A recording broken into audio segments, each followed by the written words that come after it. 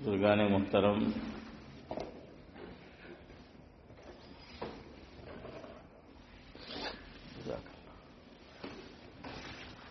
عقیدے کے تعلق سے،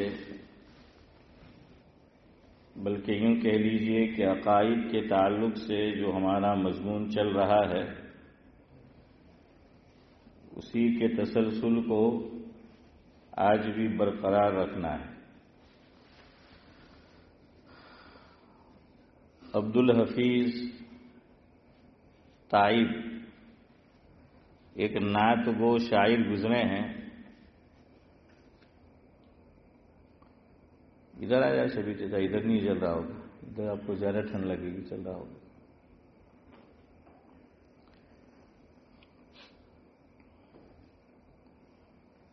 تو نعت کا کچھ حصہ جس میں ہمارا جو مضمون ہے اس تعلق سے ایک لفظ آیا ہے، تو پہلے آپ کے سامنے رکھنا ہے، جس میں حضور اکرم صلی اللہ علیہ وسلم کے اوصاف، عادات، خصائل، اخلاق اس کو بیان کیا گیا ہے۔ انہوں نے لکھا ہے کہ خوشبو ہے دو عالم میں تیری اے گلے چیدہ، خوشبو ہے دو عالم میں تیری اے گلے چیدہ، کس منہ سے بیاں ہوں تیرے اوصاف حمیدہ۔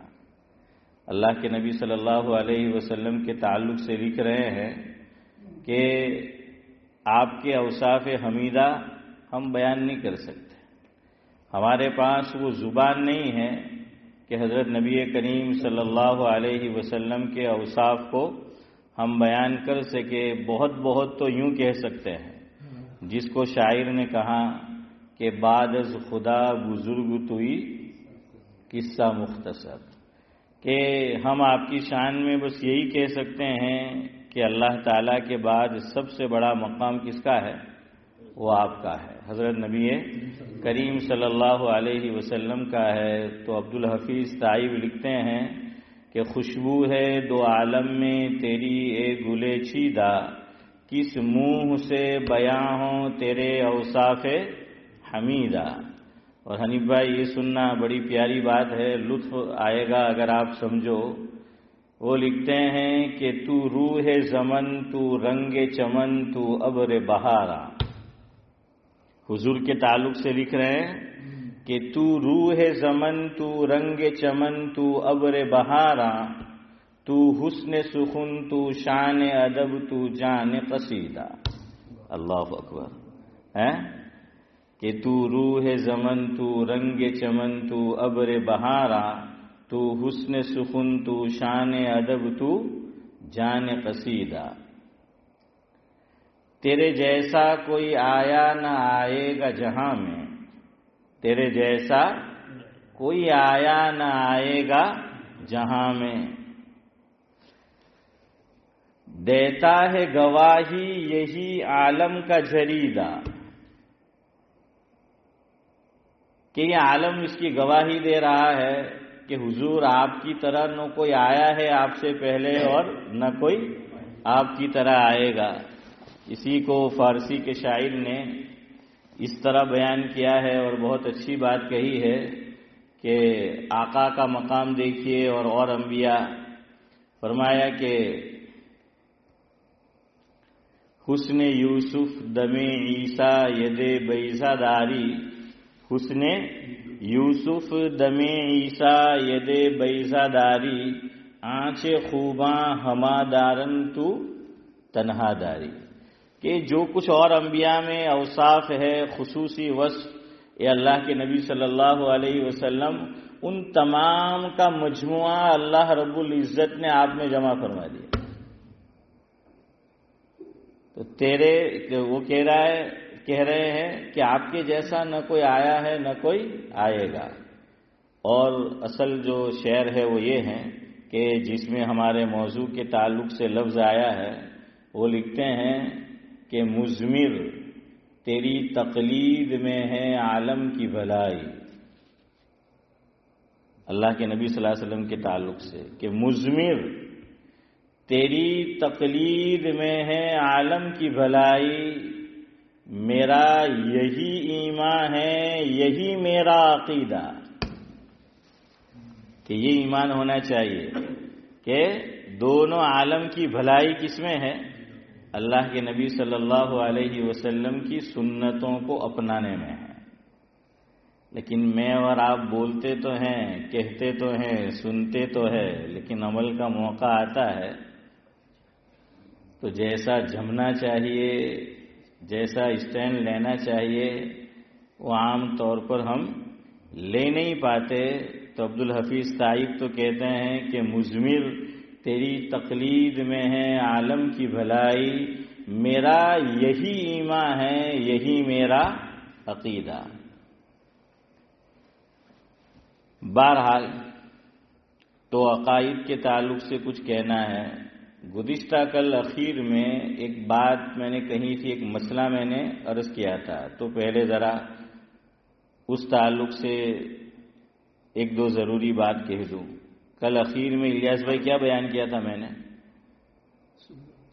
ارے بولیے یار، تم یوں نہ کرو یار، رات گئی بات گئی. ہاں، فجر کی سنت کے بارے میں. ہاں،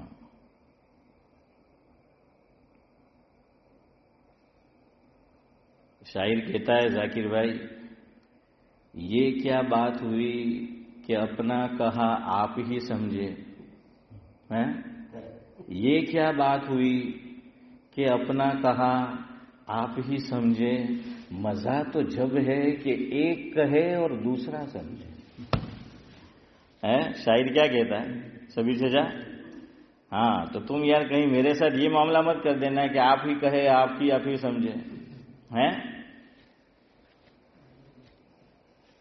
مزہ تو جب ہے ایک کہے اور عارف بھائی دوسرا سمجھے. ہاں، ویسے ہر ایک کی زبان کو سمجھنا، ہر ایک کے کلام کو سمجھنا یہ بھی آسان نہیں ہوتا، لیکن عبدالسلام کے کلام کو سمجھنا تو آسان ہوتا ہے. حسن بھائی تھوڑی سی توجہ دے تو ہم تو بالکل اخیری جو اسٹیج ہے نا وہاں تک اتر جاتے ہیں کہ بھائی اب آپ کے کانوں کے ذریعے سے آپ کے دل میں اتر جائے. اس لیے بہت ہارڈ الفاظ، بہت مشکل الفاظ ہم استعمال نہیں کرتے. تو بہرحال شاعر کہتا ہے کہ مزہ تو جب ہے کہ ایک کہے اور دوسرا سمجھے. لیکن کچھ کلام ہوتے ہیں، کچھ زبان ہوتی ہے، سمجھنا مشکل ہوتا ہے. تو آگے وہ کہتے ہیں کلام میر سمجھے اور زبان مرزا سمجھے. سمجھ آ رہا ہے فاروق بھائی کیا کہا؟ کلام میر سمجھے، میر تقی میر جن کو بابا سخن کہا جاتا ہے. بابا سخن، ہاں بہت بڑے آدمی میر تقی میر. تو کلام میر کو سمجھنا یہ آسان نہیں ہوتا. کلام میر سمجھے اور زبان مرزا سمجھے. کیا مانا ہے؟ مرزا سے کون مراد ہے ذاکر بھائی؟ ہمارے کیسر روڈ پہ جو رہائش مرزا صاحب وہ. تو کلام میر سمجھے اور زبان مرزا سمجھے، یعنی مرزا اسد اللہ خان غالب. ہاں، غالب کی اردو ایسی ہے کہ اس کو سمجھنے کے لیے بھی بھائی عرض کیا چاہیے؟ ڈکشنری چاہیے. ہاں اشرف بھائی، اردو سمجھنا ہے تب بھی کیا ہے اٹھانی پڑے گی.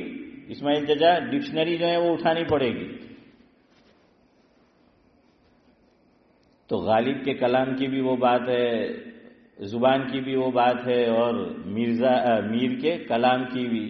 تو کہتے ہیں کہ مزہ تو جب ہے کہ ایک کہے اور دوسرا سمجھے.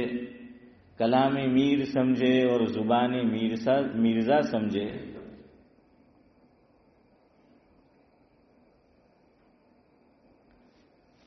کہا جو اس نے یا تو سمجھے یا خدا سمجھے.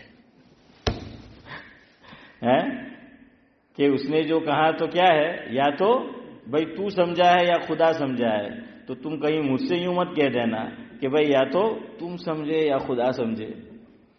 تو کل فجر کے تعلق سے میں نے آپ کو بتایا تھا، ایک بات درمیان میں آ گئی تھی کہ حضور کی اس سنت پہ بھی عمل کرو، یہ میں نے آپ کو بتایا تھا. تو ایک صاحب کا آج فون آیا میرے اوپر اور کہنے لگے کہ امام صاحب مفہوم ہے، آپ نے جو مسئلہ بیان کیا ماشاءاللہ بہت اچھا تھا، ہمیں بھی سیکھنے کو سمجھنے کو ملا، لیکن لوگ غلط مطلب نہ سمجھ لے اور غلط طور پہ اس پر عمل شروع نہ کر دے، تو آج آپ واپس فَبِأَيِّ آلَاءِ رَبِّكُمَا تُكَذِّبَانِ نورانی بھائی بار بار اللہ تعالیٰ نے ریپیٹ کیا ہے نا، دہرایا ہے نا، تو کہا کہ اسی طرح آپ بھی کیا کر لو فاروق بھائی کہ آپ بھی آج واپس جو ہے وہ دوہرا لو. میں نے کہا ٹھیک ہے وہ کہہ دیں گے. تو چلو آج کچھ ساتھی جو کل نہیں تھے وہ ہوں گے تو سمجھ لو. عام طور سے ہم لوگ فجر میں ایک ہی سنت پہ عمل کرتے ہیں، ایک رہ جاتی ہے، تو اللہ توفیق دے تو اس سنت پہ بھی عمل کرو. اس لیے میں نے وہ کل بیان کیا تھا اور درمیان میں پھر وہ بات آ گئی تھی. مسلم شریف کی روایت ہے، حضرت ابو ہریرہ رضی اللہ تعالیٰ عنہ بیان کرتے ہیں، جس کا مفہوم اور خلاصہ یہ ہے کہ اللہ کے نبی صلی اللہ علیہ وسلم فجر کی 2 رکعت سنت یہ جب حضرت پڑھتے تو پہلی رکعت میں سورہ کافرون کی تلاوت کرتے. کس کی؟ سورہ کافرون، یعنی قل یا ایھا الکافرون. یہ پہلی رکعت میں حضرت سورہ فاتحہ کے بعد اس کی تلاوت کرتے. اور دوسری رکعت میں عطاء الرحمن صاحب کون سی سورت؟ سورہ اخلاص. کہ سورہ اخلاص قل ھو اللہ احد یہ حضرت تلاوت کرتے فجر کی سنت. ایک اور روایت مسلم شریف ہی میں موجود ہے جس کا مفہوم یہ ہے کہ اللہ کے نبی صلی اللہ علیہ وسلم فجر کی سنت میں پہلا پارہ سورہ بقرہ، اس میں جو آخری رکوع ہے، آخری رکوع میں آسانی کے لیے میں آپ کو کہہ دوں، مجھے آیت نمبر یاد نہیں ہے، کہ آخری صفحہ میں اور آپ پڑھیں گے پہلے پارے کا جو ہے تو اس سے پچھلا صفحہ آخری آیت جہاں سے شروع ہوتی ہے تو وہ ایک آیت اللہ کے نبی صلی اللہ علیہ وسلم نماز فجر کی جو سنت ہے تو اس میں وہ ایک آیت تلاوت کرتے. وہ آیت یہاں سے شروع ہوتی ہے کہ قولوا آمنا باللہ وما انزل الینا وما انزل الى ابراہیم واسماعیل واسحاق ویعقوب والاسباط قولوا آمنا باللہ وما انزل الینا وما انزل الى ابراہیم واسماعیل واسحاق ویعقوب والاسباط وما اوتی موسى وعیسى وما اوتی النبیون من ربهم لا نفرق بین احد منهم ونحن له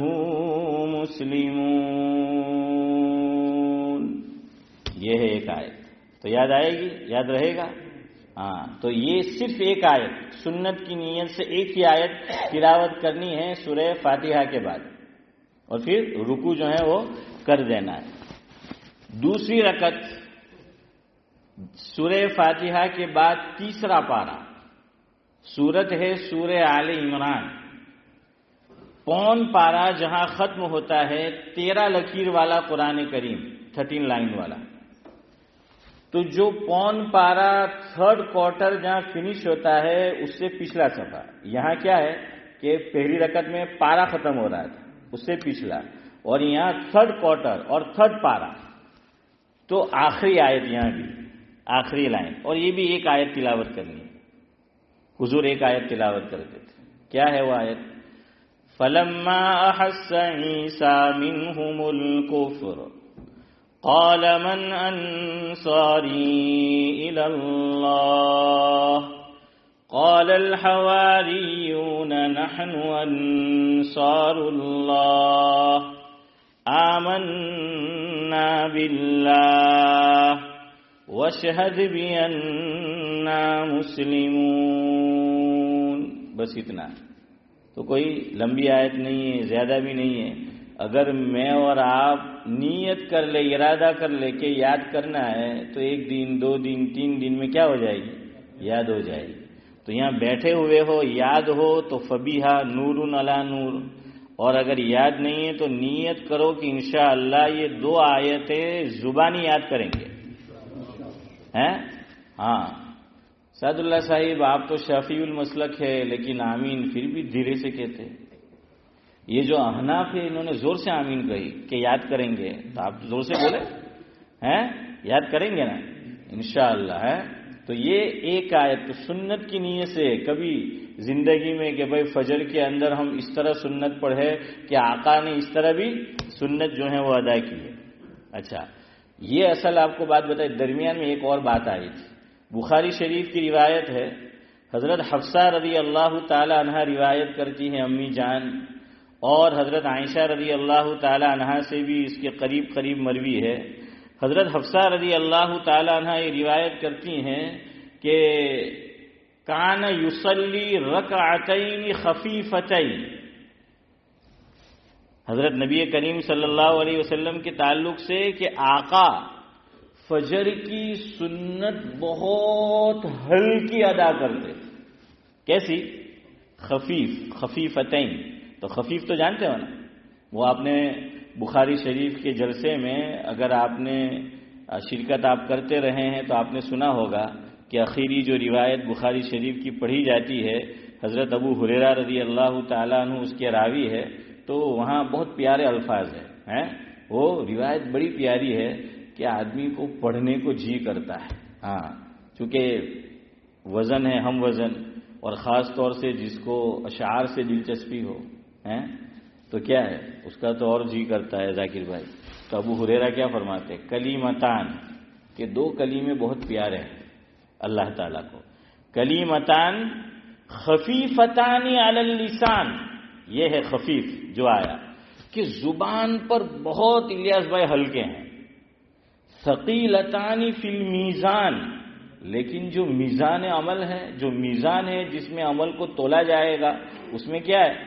بہت بھاری ہے، بہت وزنی ہے. ہاں حکیم الاسلام حضرت مولانا قاری محمد طیب صاحب نور اللہ مرقدہ سابق محتمم ام المدارس دارالعلوم دیوبند، حضرت بہت اچھی مثال سے اس کو حنیف بھائی سمجھایا کرتے تھے کہ کچھ چیزیں ہوتی ہلکی ہے لیکن وزنی ہوتی. تو حضرت مولانا آپ کے کام کی یہ بات حضرت نے فرمایا مفہوم یہ ہے کہ پاپڑ کھاتے ہو نا؟ ہاں گجراتی کا تو کام نہیں چلتا ہے. ہاں ایک صاحب کہتے تھے، ہمارے حضرت فرماتے تھے، ایک بڑے میاں گجراتی تھے، وہ کہتے تھے کہ جہاں اودی نہیں ہو دسترخوان پر اچار تہوں دی ہوں نہیں کروں کھاؤنو وچار.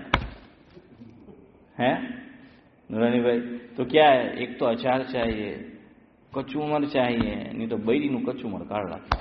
પણ ઇન્ડિયામાં એવું શરત છે અહીં નહીં. ہے حسن بھائی صحیح ہے نا؟ اور پاپڑ، ایک پاپڑی ہوتی ہے ایک پاپڑ ہوتا ہے. بپورے کھاتا ہے ماشاء اللہ. شبیر جزا کہتے ہیں کہ آج ہاں انہوں نے نور کا لیا کھایا ہے.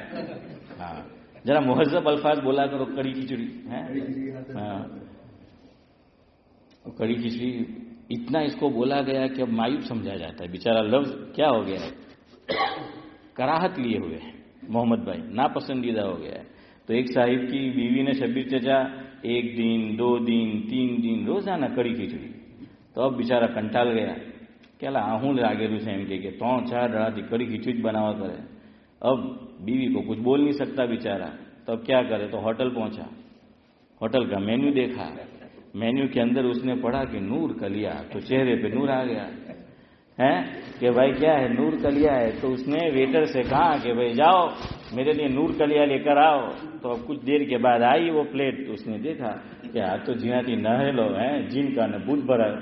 تو وہ گھر سے جو ہے میں بھاگ کر یہاں آیا تھا، تو وہ غصے ہو گیا کہ کم وقت سمجھ نہیں پڑتی، کڑی کھچڑی 3-4 دن سے مل رہی تھی اس لیے یہاں آیا، تجھے کہا کہ نور کلیا لاؤ، تو کڑی کھچڑی لے کر آیا۔ تو اس نے کہا بھائی غصے کیوں ہوتے ہو، اسی کا نام نور کلیا ہے۔ تو کیا ہے، ہاں اس لیے بعض مرتبہ ذرا پوچھ لینے کا کہ بھائی اس کا مطلب جو ہے وہ کیا ہوتا ہے۔ خیر، تو پاپڑ آپ دیکھنا کہ اس کو جب تلا جاتا ہے تو بالکل ہلکا ہے، لیکن پاپڑ کہتے ہیں کچھ چیزیں آپ کھا لو نا پھر پیٹ میں بھاری ہو جاتی ہے، وزنی۔ جیسے کہتے ہیں کہ انگلش ٹی یہ کیا ہے، بالکل ہلکی ہے، گرم پانی ہے، کچھ نہیں ہے۔ تو آپ نے کھانا فل کھایا ہے، اس پہ آپ کیا پی لو، انگلش ٹی پی لو تو کوئی مسئلہ نہیں ہوگا، پیٹ میں تو ہاتھوں نہیں کرے۔ لیکن انڈین ٹی پیو تو وہ پیٹ میں کیا ہے، اپنی جگہ پکڑتی ہے، وہ پیٹ میں جگہ جو ہے وہ پکڑتی ہے، تو وہ بھاری ہے بدن معدے کے لیے، اور انگلش ٹی ہلکی ہے۔ اسی طرح پاپڑ ویسے ہلکا ہے، وہ تلیں گے تو بالکل آپ کو لگے گا، لیکن جب آپ اس کو کھا لو تو پیٹ میں وہ کیا ہو جاتا ہے، بھاری ہو جاتا ہے۔ حکیم الاسلام فرماتے تھے کہ یہ جو بخاری شریف کی آخری روایت ہے اس میں اللہ کے نبی صلی اللہ علیہ وسلم نے فرمایا کہ کلیمتان خفیفتان علی اللسان ثقیلتان فی المیزان حبیبتان الی الرحمن سبحان اللہ وبحمدہ سبحان اللہ العظیم۔ اس کی بڑی فضیلت ہے، اللہ توفیق دے دے اس کو چلتے پھرتے پڑھا کرو، سبحان اللہ وبحمدہ سبحان اللہ عظیم۔ 300 مرتبہ کم از کم اس کو پڑھ لو دن بھر میں، اگر اللہ توفیق دے مجھے اور آپ کو۔ تو خیر، خفیف یعنی ہلکی۔ تو امی جان فرماتی ہیں کہ حضور بہت ہلکی فجر کی نماز پڑھاتے تھے، فجر کی سنت ادا فرماتے تھے، پڑھتے تھے۔ اب ہلکی کا مطلب بعض لوگوں نے یہ سمجھا کہ حضور سیرے سے قرات کرتے ہی نہیں، فجر کی سنت میں کیا ہے، قرات کرتے ہی نہیں تھے۔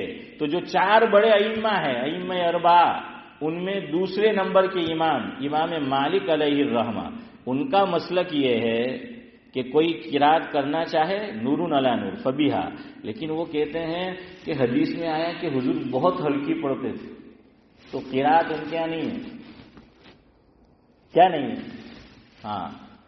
لیکن اس کا ایک اور مطلب لیا گیا کہ نہیں، دوسری سنتوں سے اس کا مقابلہ کیا جائے، اس کا کیا کیا جائے، موازنہ، مقابلہ نہیں، اس کا موازنہ جو ہے وہ کیا جائے، تقابل کیا جائے دیگر سنتوں کے مقابلے میں۔ تو حضور فجر کی نماز کیسے پڑھتے، ہلکی۔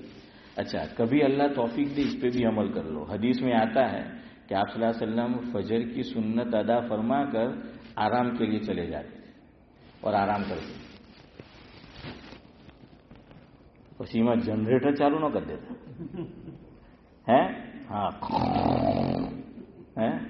ہمارے حضرت مولانا ابرار احمد صاحب دہلوی رحمۃ اللہ علیہ فرماتے تھے میرا برطانیہ کا پہلا سفر تھا، کبھی برطانیہ آیا نہیں تھا، اور سفر میں آپ کو پتہ ہے نیند برابر ملتی نہیں، 1-2 دن پہلے تیاری کرنی ہوتی ہے۔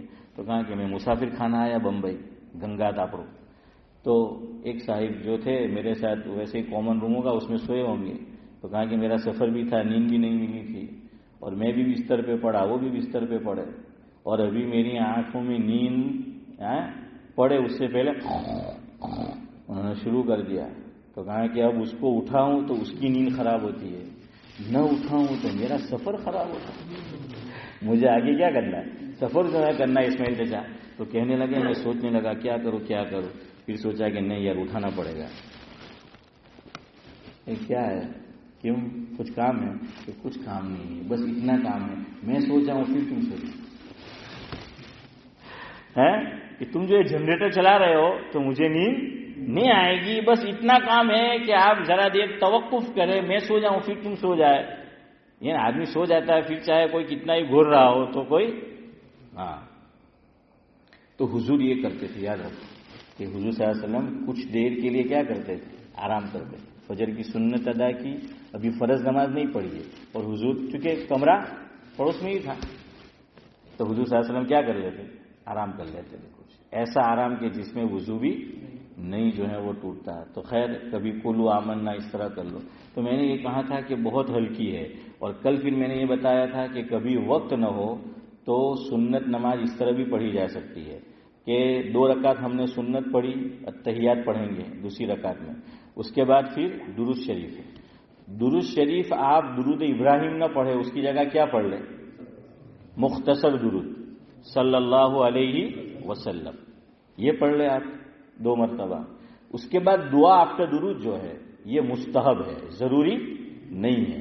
اللہم انی ظلمت نفسی یہ لمبی دعا ہے، تو اس کی جگہ کیا کر لو ذاکر بھائی، کیا پڑھ لو؟ اللہم اغفر لی، یا کہہ لے رب اغفر لی، ہو گیا کام۔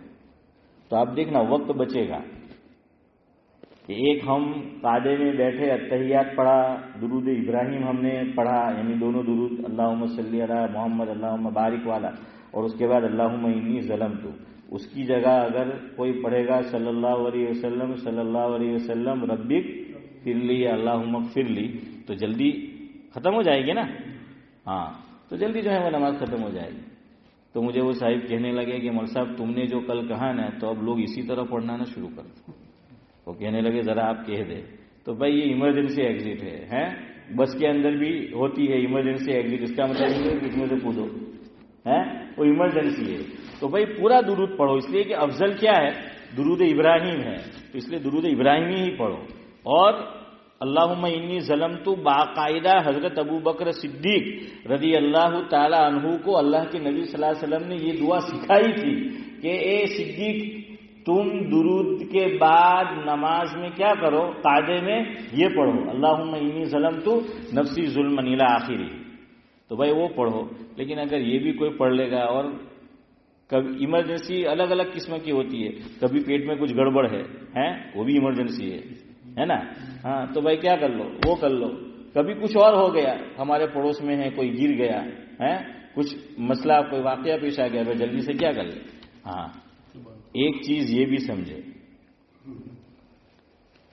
ایک اہم مسئلہ، پھر گفتگو ختم کرتا ہوں 5 منٹ انشاءاللہ۔ حدیث ہے اذا اقیمت الصلاۃ فلا صلاۃ الا المکتوبہ او کما قال علیہ الصلاۃ والسلام۔ اس کا مفہوم یہ ہے، اللہ کے نبی صلی اللہ علیہ وسلم نے فرمایا کہ جب فرض نماز کھڑی ہو جائے تو پھر کوئی سنت اور نفل نہیں پڑھنا۔ یاد رکھنا مسئلہ کہ جب فرض نماز کیا ہو جائے؟ کھڑی ہو جائے، تو پھر کوئی سنت اور نفل نماز نہیں ہے۔ ہمارے یہاں بعض لوگ بیوقوفی کرتے ہیں، ہمارے یہاں نماز کا ٹائم فکس ہے، اب عشاء کا ٹائم 10:25 ہے، اور بعض مطلب ایک بندہ 10:24 کو آیا اور اللہ ہو۔ ارے بھائی وقت نہیں ہے، وقت کیا ہے؟ وہ ہو گیا ہے، اور تم سنت پڑھنا جو ہے وہ شروع کر رہے ہو۔ حضور حدیث آقا کی کہ اذا اقیمت الصلاۃ، کہ جب نماز کھڑی ہو گئی، یا یہ کہ میں نے مثال دی کھڑی تو نہیں ہوئی لیکن بالکل کھڑے ہونے کے کیا ہے؟ قریب ہے، اور 2 رکعت بھی آدمی پڑھے گا تو امام صاحب اللہ اوپر کہیں گے وہاں تک تو 2 رکعت ختم نہیں ہو سکتی۔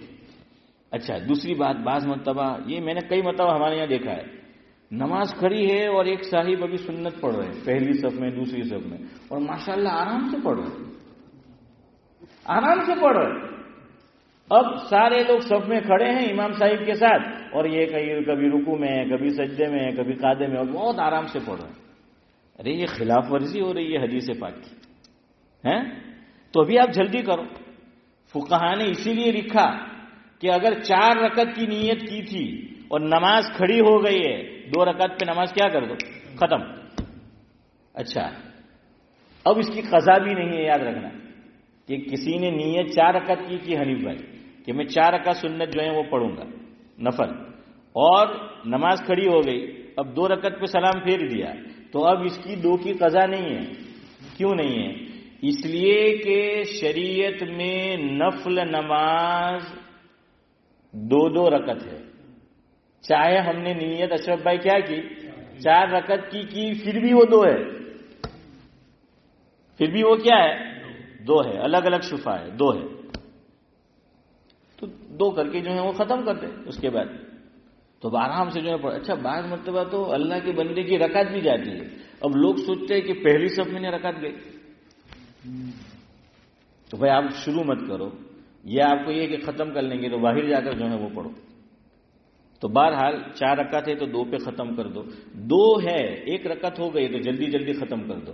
قاعدے میں کیا کرو، تحیات پڑھو اور اس کے بعد مختصر درود پڑھ لو اور پھر ربی فلی جو ہے وہ پڑھ لو اور نماز کو کیا کر دو، وہ ختم کر دو. وہ ایک سنت ایسی ہے، دیکھیے سنت میں بھی درجات ہے.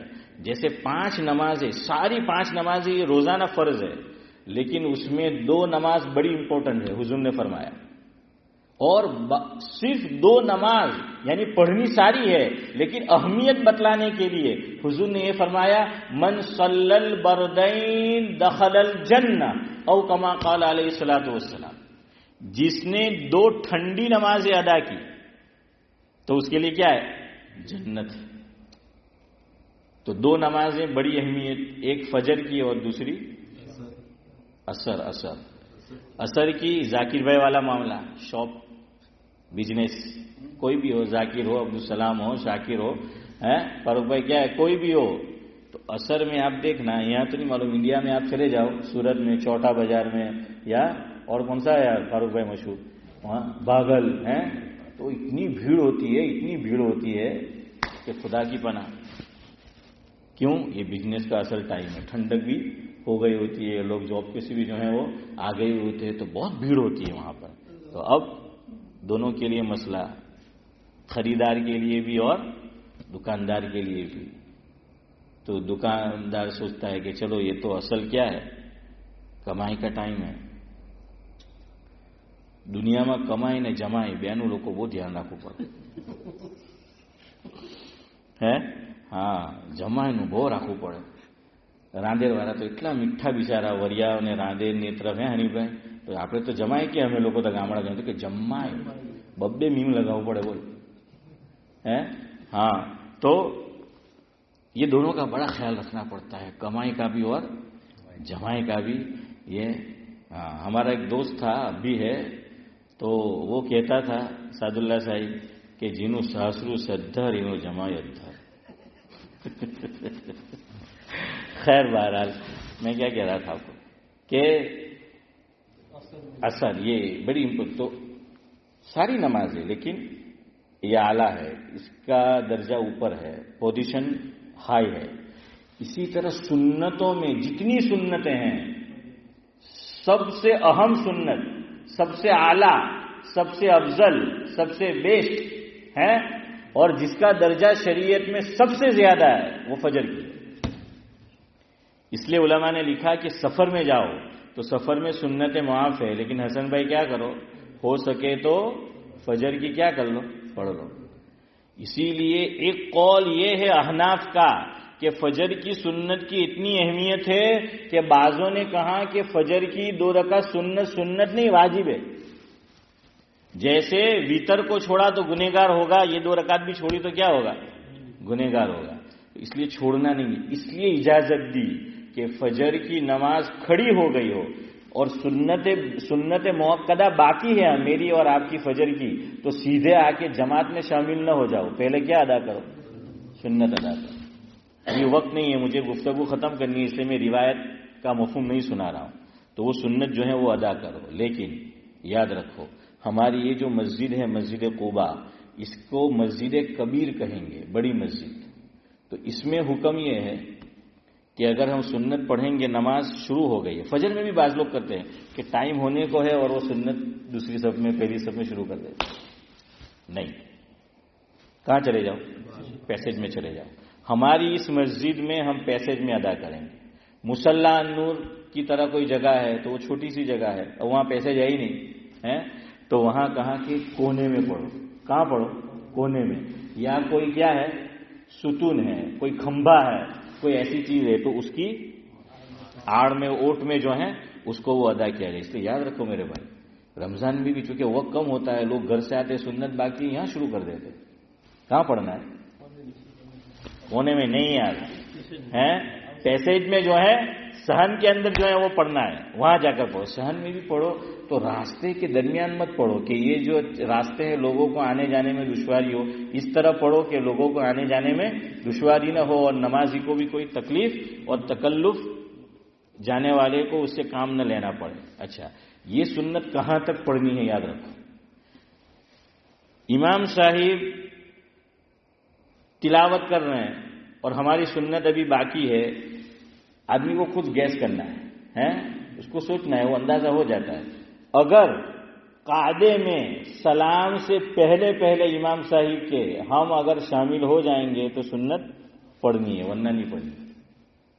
بعض مرتبہ کیا ہے، ایک رکعت کے بعد ہم آئے، اب کم ہے، اب امام صاحب پتہ نہیں چھوٹا سا رکوع پڑھتے ہیں مختصر یا بڑی، وہ تو کچھ کہا نہیں جا سکتا، ہاں تو لیکن گیس کرو، تو اب اس کے لیے کیا کر دو، قاعدہ کرو، التحیات پڑھو اور درود کون سا پڑھ لو، مختصر صلی اللہ علیہ وسلم، اور دعا بھی اس کے بعد کون سی، ہاں تو یہ بہرحال یہ وہاں کام آئے گا، باقی عام طور پر آپ پڑھے چلے، وقت ہو گیا ہے۔ ایک اور مسئلہ سن لے، وہ رمضان المبارک میں حافظ صاحبان جو ہوتے ہیں، ہمارے یہاں تو ایک تو ہوتا نہیں، دو تو ہوتے نہیں، 5 ہوتے ہیں، ہاں تو کوئی سلو ہے، کوئی فاسٹ ہے، اب سب کو پتا ہے ایوریج کیسے لانی ہے، تو ایک بیچارہ کیا ہوتا ہے، سلو ڈرائیور ہوتا ہے، تو وہ سوچتا ہے کوئی بات نہیں، اپنے خالی التحیات پڑھ کے جو السلام علیکم کر دیں گے تو ایوریج کیا ہو جائے گی، فاروق بھائی ایوریج آ جائے گی نا، وہ ایوریج آ جائے گی کہ وہ نہیں پڑھا۔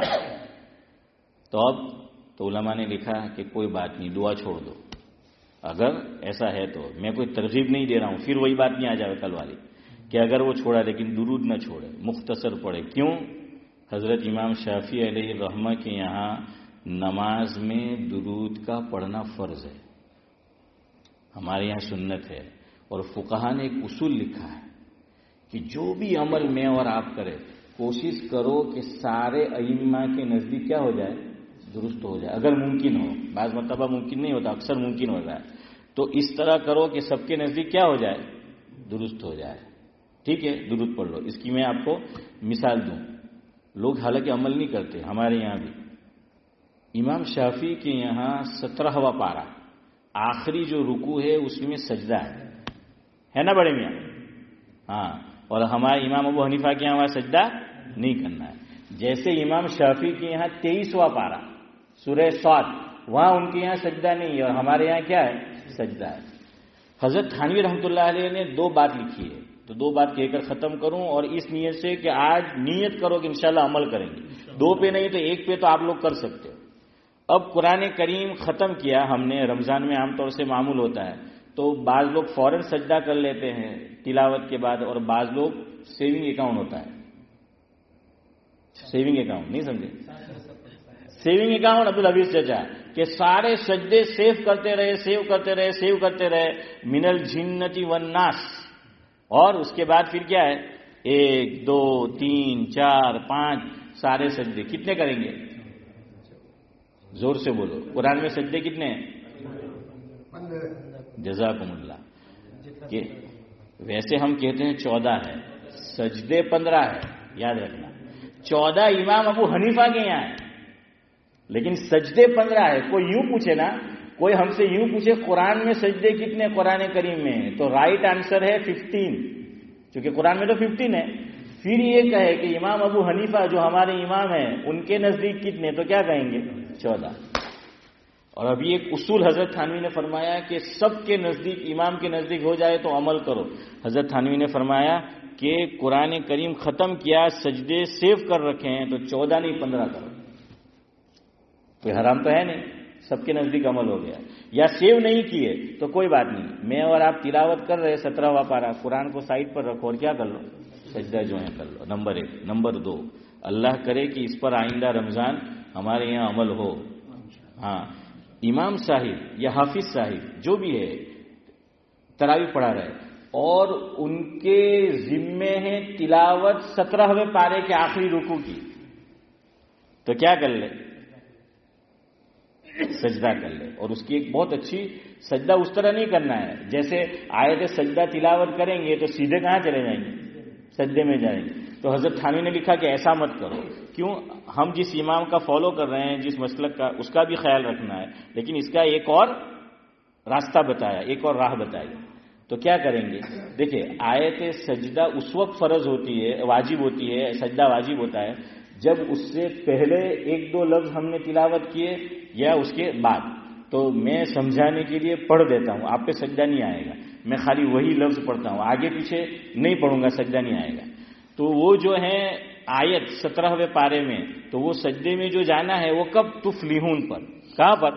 وہ تفلحون ہے. میں پوری آیت نہیں پڑھ رہا, ورنہ بڑے میاں کے اوپر سجدہ واجب ہو جائے گا, اور تھکے ہوئے ہوں گے تو میرے نامہ اعمال میں اضافہ کریں گے وہ کہ بھائی کیوں جو ہے وہ پڑھا, تو اس لیے میں نہیں پڑھتا وہ. تو تفلحون, حنیف بھائی امام صاحب یہ کرے کہ تفلحون پہ رکوع میں چلے جائے. جو تراویح پڑھا رہے وہ کیا کرے؟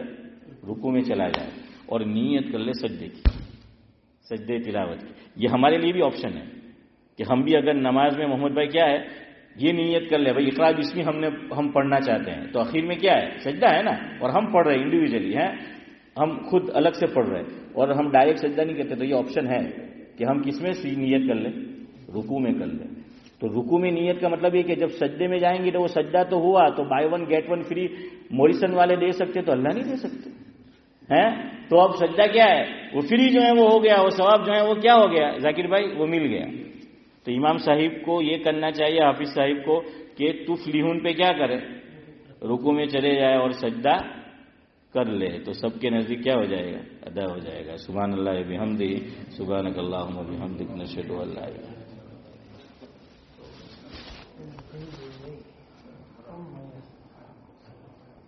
انت.